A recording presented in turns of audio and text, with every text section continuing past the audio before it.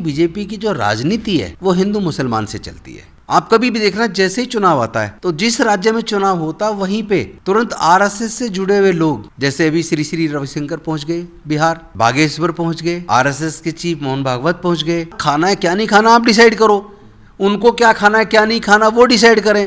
Who are you कि Uttar Pradesh crime में number 1 पे है, तो उत्तर प्रदेश, राजस्थान, मध्य प्रदेश, उड़ीसा, जहाँ जहाँ इनकी सरकारें हैं, और अब महाराष्ट्र भी, जहाँ जहाँ इनकी सरकारें, वहाँ ज़्यादा नफरत बढ़ रही है।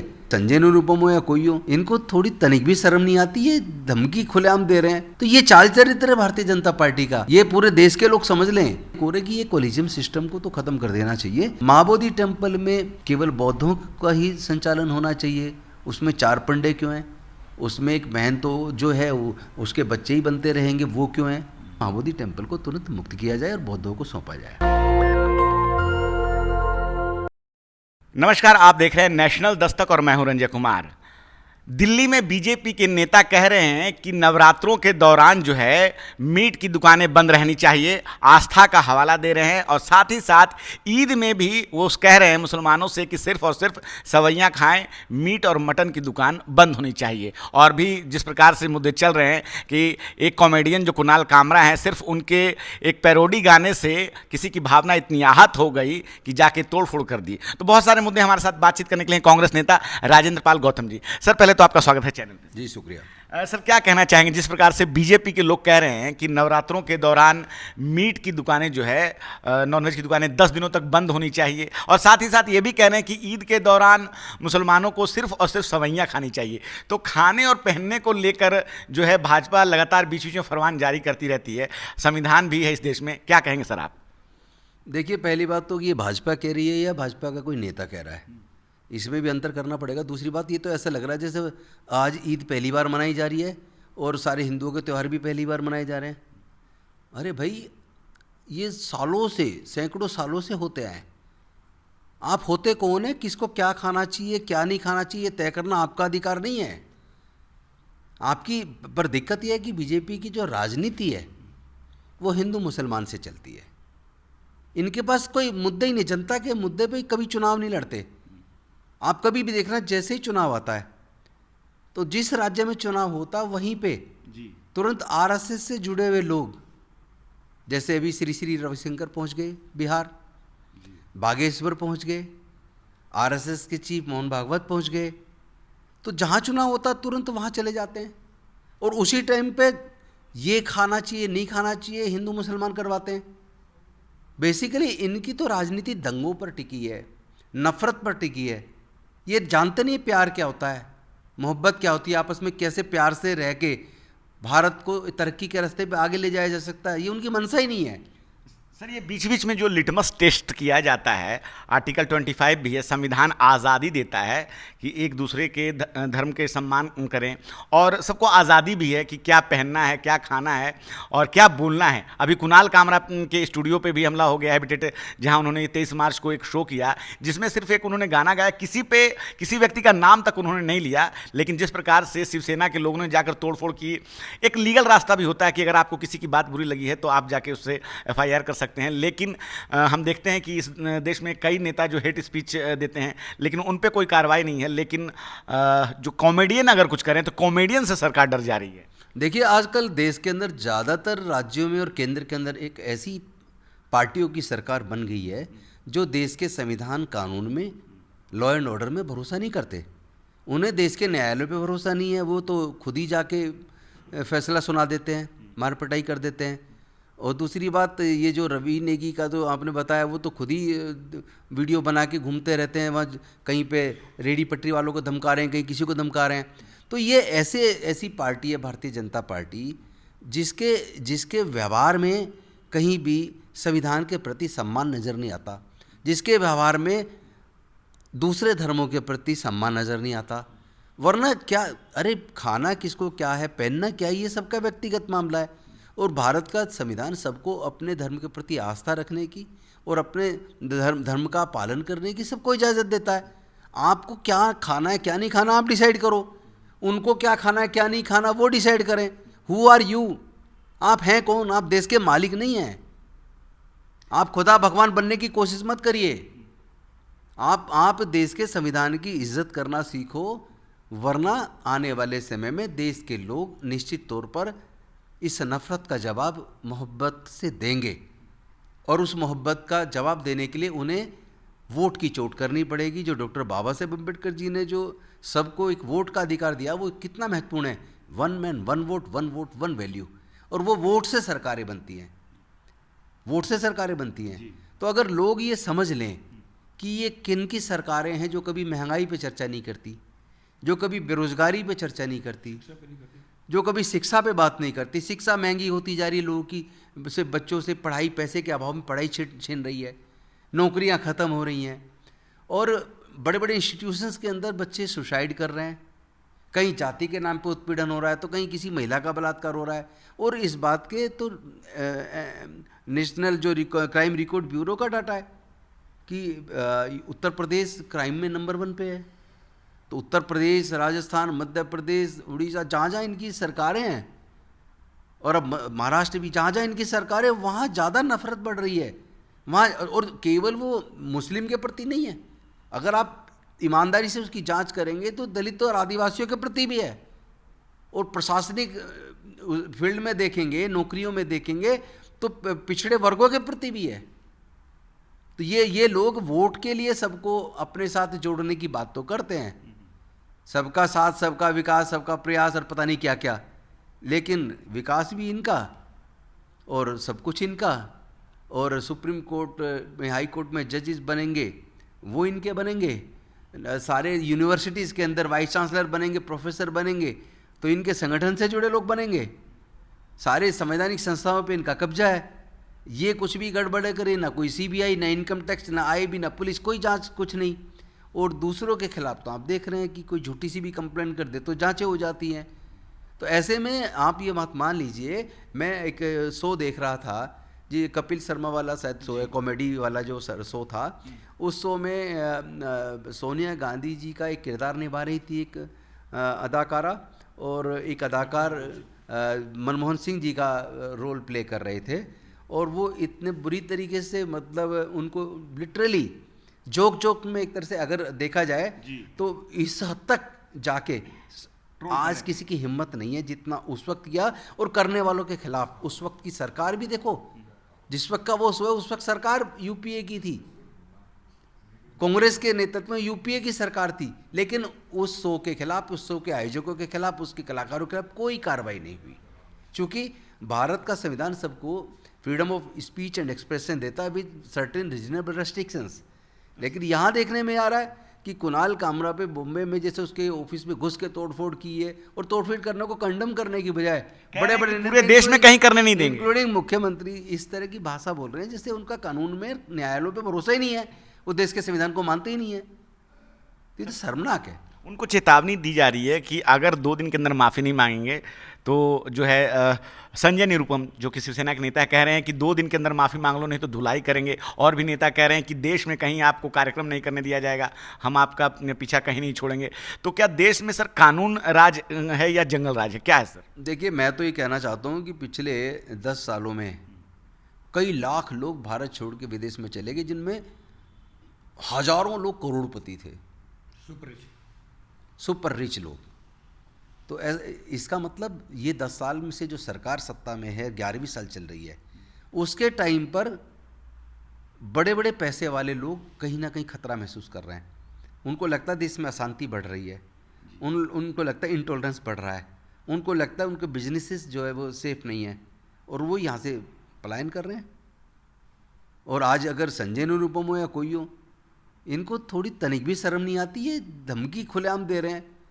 भारत सरकार को नहीं दिख रहा क्या? न्यायालयों को नहीं दिख रहा? न्यायालय सुमोटो एक्शन क्यों नहीं ले लेते? एक सवाल और कि क्या उनकी सरकार है वो उनके खिलाफ कार्रवाई नहीं करेगी? क्या उनके बयान न्यायालय को तो सुमोटो कार्रवाई करने का अधिकार है। न्यायालय क्यों नहीं सुमोटो कार्रवाई शुरू कर देते ऐसे लोगों के खिलाफ जो खुलेआम धमकियां दे रहे हैं, और उनके खिलाफ उनकी सरकार है तो वो कोई कार्रवाई नहीं कर रही है, कोई जांच नहीं कर रही है। मुख्यमंत्री देवेंद्र फडणवीस कह रहे हैं कि अभिव्यक्ति की स्वतंत्रता की आज़ादी है, लेकिन उसमें भी एक सीमा है, उसका ध्यान रखा जाना चाहिए। तो क्या संजय निरुपम को ध्यान नहीं रखा जाना चाहिए? सीमा है, हम जानते हैं, आपके बोलने की कोई सीमा नहीं है। आप लोगों को खुलेआम भड़का रहे हैं, आपके नेता ऐसे ऐसे भाषण दे रहे हैं, तुरंत दंगे हो रहे हैं। वो सीमा के टाइम पे आप नहीं बोलते, प्रोटेक्ट करते हैं ऐसे लोगों को, टिकट भी मिल जाते फिर जीत जाते हैं। यहाँ तक है जो दिल्ली दंगों के लिए भड़काऊ भाषण का वीडियो जिसका वायरल हुआ, जिसके खिलाफ मुकदमा दर्ज करने की कार्रवाई चल रही है, वो मंत्री बन गए दिल्ली के अंदर। तो ये चाल चरित्र है भारतीय जनता पार्टी का। ये पूरे देश के लोग समझ लें कि उनका फंडामेंटल राइट धीरे धीरे अब छिन गया है। सर, यूपी के 8 साल हुए हैं और वो रिपोर्ट कार्ड जारी कर रहे हैं कि पिछले 8 साल में यूपी में कितना काम हुआ। दूसरी तरफ सुप्रीम कोर्ट इस बात के लिए खेद प्रकट कर रहा है कि किसी का भी मकान तोड़ देना जो है उचित नहीं है, नोटिस कम से कम 15 दिन पहले देना है, लेकिन बार बार इसका ध्यान नहीं रखा जाता। बेहद शर्मनाक है कि सर्वोच्च न्यायालय की जजमेंट की धज्जियां उड़ाई जा रही है और जजमेंट बार बार केवल चेतावनी दे रहा है। भारत के सर्वोच्च न्यायालय को संविधान से इतने अधिकार प्राप्त हैं कि सरकार को चाहे तो 1 मिनट के अंदर जमीन पे ला दे सरकार, सुप्रीम कोर्ट। आप ही आदेश दे रहे हैं, और आदेश सच भी है कानून के हिसाब से, कि किसी का मकान तोड़ना ये गलत है। एक आदमी ने अपराध किया, पूरे परिवार ने थोड़ी ना कर दिया, जो छोटे छोटे बच्चे उन्होंने थोड़ा कर दिया। और फिर आप होते कौन है सजा देने वाले? फिर पुलिस और जांच एजेंसी और फिर न्यायालय, चार्जशीट दाखिल होगी, न्यायालय सुनेगा और वो फैसले देगा, वो सजा देगा। आप कौन है भाई?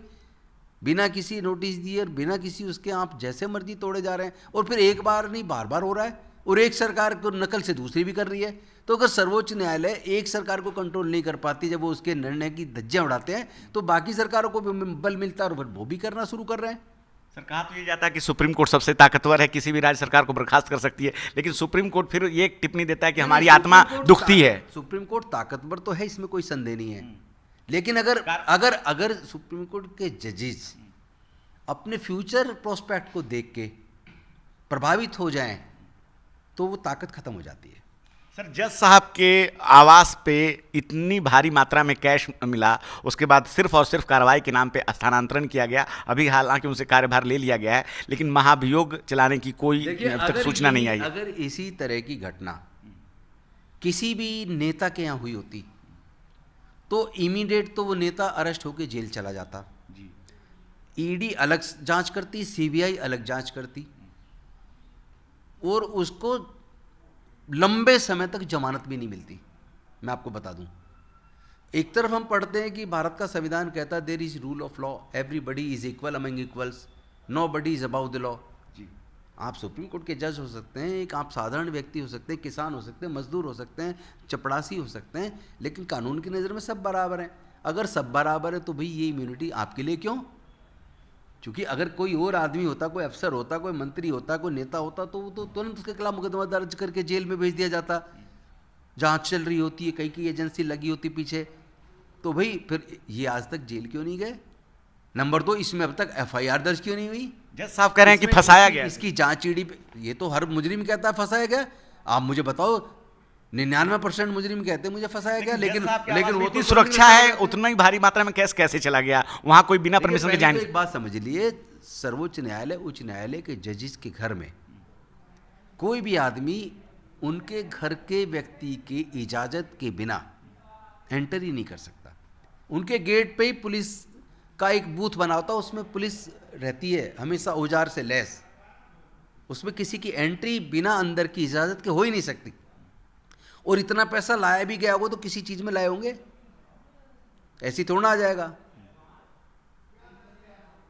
तो ये तो देखो, हर मुजरिम कहता है कि मैं निर्दोष हूं और मैंने कुछ नहीं किया और ये तो मेरे खिलाफ षड्यंत्र है। षड्यंत्र का जवाब बाद में दीजिए, पहले तो इन पे मुकदमा दर्ज होके इनको गिरफ्तार किया जाना चाहिए, इंट्रोगेशन होना चाहिए, चार्जशीट दाखिल होनी चाहिए, और जैसे ट्रायल बाकी लोगों के साथ होता है उस तरह का ट्रायल होना चाहिए।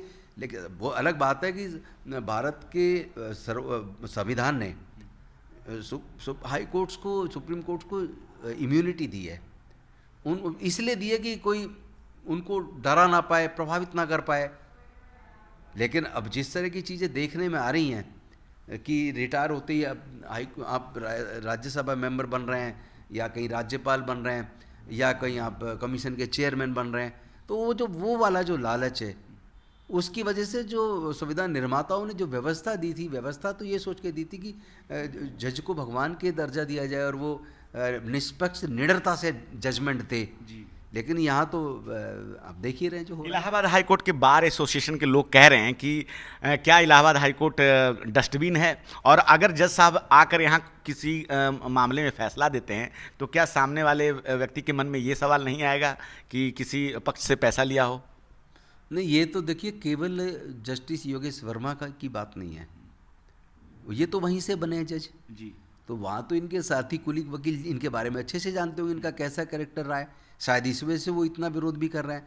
लेकिन मैं एक बात कहता हूँ कि ये तो होली पे इनके घर में आग लग गई और अग्निशमन को और पुलिस को कॉल किया गया, और वो जब आग बुझाने गए तो ये सब चीज़ें वीडियो में आ गई और वो खुलासा हो गया। अन्यथा कितने लोगों के घर में पैसा है, कौन ले रहा है, कौन दे रहा है, किसी की जांच ही नहीं है, कुछ नहीं है, तो कैसे पता चलेगा? इससे तो देश के न्यायालयों की गरिमा गिरी है और लोगों का न्यायालयों से इस तरह से विश्वास उठ जाएगा। लोग न्यायालय जाते हैं न्याय मांगने, लेकिन अगर जज किसी से पैसे लेके या किसी और प्रभाव में अगर कानून को ताक पे रख के जजमेंट देगा तो फिर तो सर एक बात और उठ रही कि अगर ये जज दलित होते तो अभी तक शायद कार्रवाई कुछ और हो जाती। संदेह ही नहीं है, इसमें तो कोई संदेह ही नहीं है। एक जज थे हाई कोर्ट के, और उन्होंने आरोप लगाए थे कुछ साथी जजों पे, इसी तरह के गंभीर आरोप थे, लेकिन उन पे जांच करने की बजाय उल्टे उनको चुप रहने के लिए कहा, बाद में माफ़ी मांगने के लिए कहा, नहीं की तो फिर उनको सजा कर के जेल भेज दिया।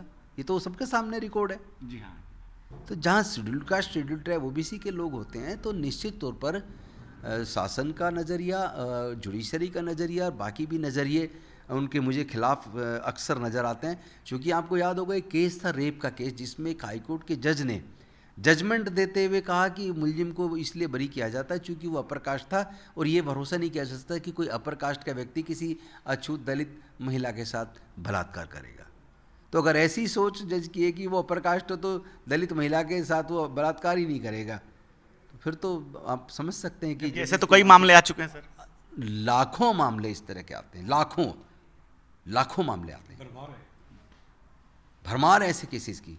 तो क्या भारतीय न्याय व्यवस्था में मनुवाद पूरी तरह से बसा हुआ है अभी भी? इसमें तो कोई संदेह ही नहीं है कि न्यायालय में ज़्यादातर जजेस वो जिस धर्म जाति में पैदा हुए उसकी जो मानसिकता उस चीज़ से प्रभावित रहती है। जब हाई कोर्ट सुप्रीम कोर्ट के जजेस अपने जजमेंट में रेफरेंस अगर वेद का दें, रेफरेंस तो कोर्ट को संविधान का देना चाहिए, जजमेंट्स प्रायर जो जजमेंट्स हैं उनके देना चाहिए, प्रीवी काउंसिल्स का देना चाहिए, और अगर वो रेफरेंस अगर वेद पुराण का देंगे, मनुस्मृति का देंगे, और अगर कोई सुप्रीम कोर्ट का जज रिटायर्ड अगर वो ये कहेगा मनुस्मृति की तारीफ करेगा, तो फिर आप लगाइए कि फिर न्याय का तो सवाल ही नहीं उठता। लेकिन यही सवाल जब बीबीसी के पत्रकार ने डीवाई चंद्रचूड़, जो कि भारत के पूर्व मुख्य न्यायाधीश हैं और उनका अभी इंटरव्यू हुआ था बीबीसी ने किया, तो उन्होंने कहा कि नहीं, लोअर कोर्ट में एक जजों की नियुक्ति होने की प्रक्रिया है, तो ऐसा कोई सिस्टम नहीं है कि अगड़ी जाति के ही सिर्फ हैं। उन्होंने सीधे सीधे सवाल किया था कि भारतीय न्याय व्यवस्था अगड़ी जाति की। सवाल को टाल गए, सच तो ये है उन्होंने सच्चाई से छुपा लिया मुंह को, सच नहीं बोला उन्होंने, ये तो कड़वा सच है। अरे बताइए ना, पूरे देश के हाई कोर्ट्स में और सुप्रीम कोर्ट में SC ST OBC के टोटल कितने जजेस हैं, उसका आंकड़ा दे दीजिए, फिर पता लग जाएगा। ना के बराबर है देश में, केवल ये जुडिशरी में नहीं है जी। देश में जितने विश्वविद्यालय हैं उसके वाइस चांसलर की लिस्ट उठा के देख लीजिए, वाइस चांसलर कौन है, जितने कमीशन है, जैसे ह्यूमन राइट्स कमीशन है, इस तरह के जो कमीशन है उसमें भी आप देख लीजिए कौन लोग ऊपर बैठे हुए, तो आपको समझ आएगा कि मनुवादी सोच वाले स्वर्ण जाति के लोग ही सब जगह कब्जा किए बैठे हैं।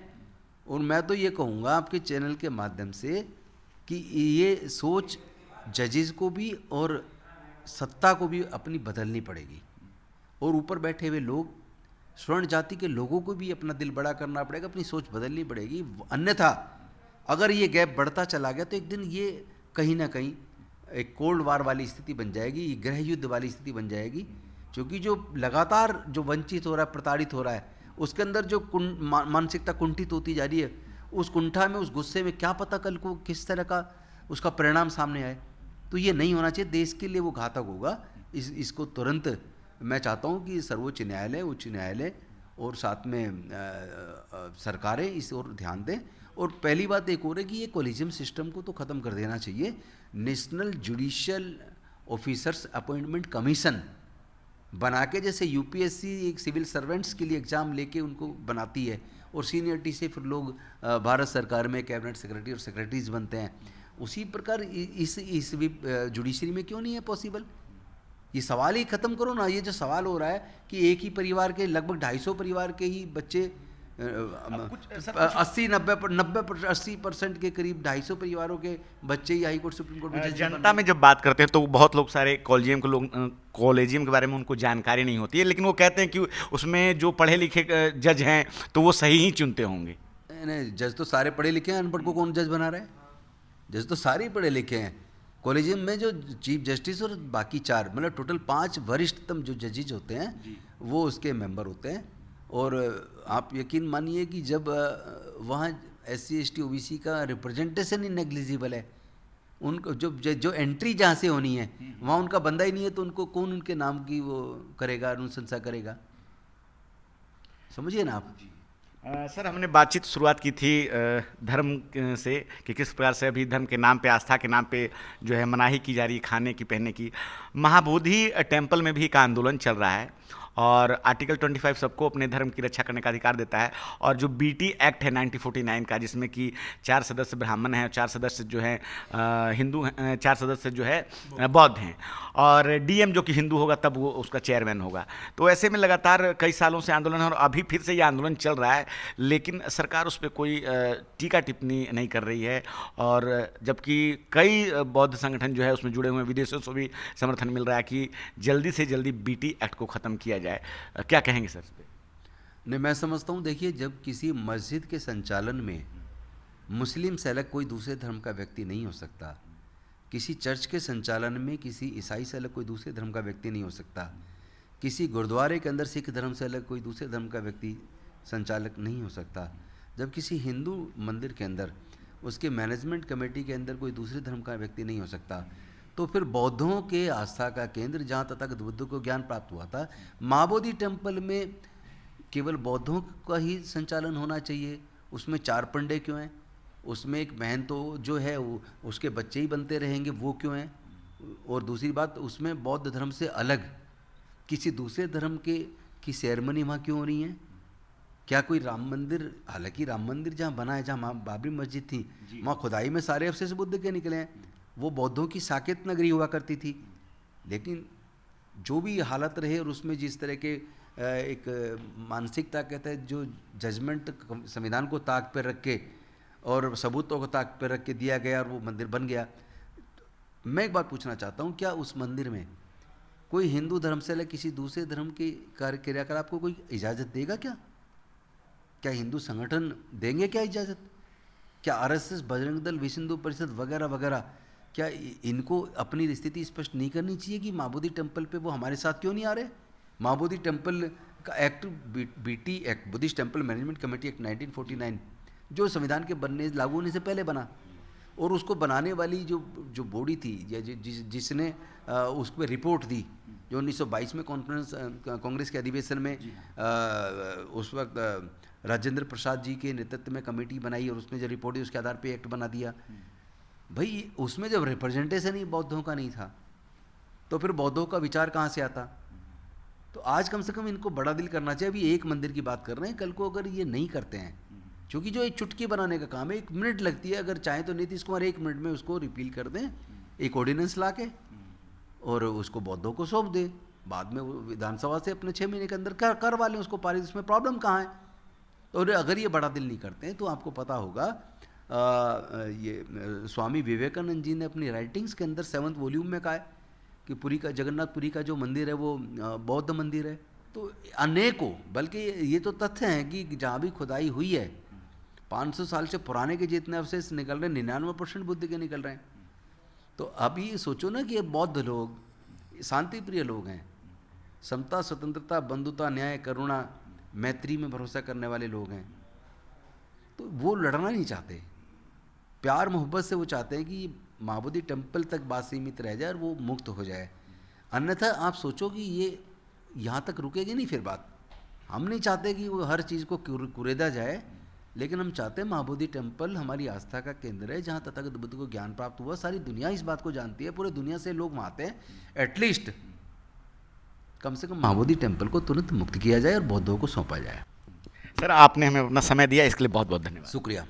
तो आपने सुना राजेंद्र जी को, और जिस प्रकार से धर्म के आस्था के नाम पर नवरात्रों में मीट की दुकान बंद करने की बात कही जा रही है। भाजपा नेता पड़पड़गंज से विधायक हैं रवि नेगी, और साथ ही साथ ईद में भी जो है कहा जा रहा है कि सिर्फ और सिर्फ सवैयाँ खानी चाहिए। लेकिन दूसरी तरफ जहां महाबोधि टेम्पल में BTMC एक्ट लागू है 1949, जब उस एक्ट को उसमें से ब्राह्मणों को हटाने की बात की जाती है, तब सरकार का दोहरा रवैया सामने नजर आता है। आप क्या सोचते हैं इस बातचीत पर? अपनी राय कमेंट में जरूर बताएं। मैं रंजय कुमार, कैमरामैन आशीष के साथ नेशनल दस्तक। धन्यवाद। दस्तक की आपसे गुजारिश है कि अगर इसको बचाना चाहते हैं तो नेशनल दस्तक को सब्सक्राइब करने के लिए रेड कलर के सब्सक्राइब बटन को दबाएं, फिर बेल आइकन की घंटी दबाएं। नेशनल दस्तक को बचाने के लिए बहुत जरूरी है कि हर खबर को शेयर करें, लाइक करें, कमेंट जरूर करें।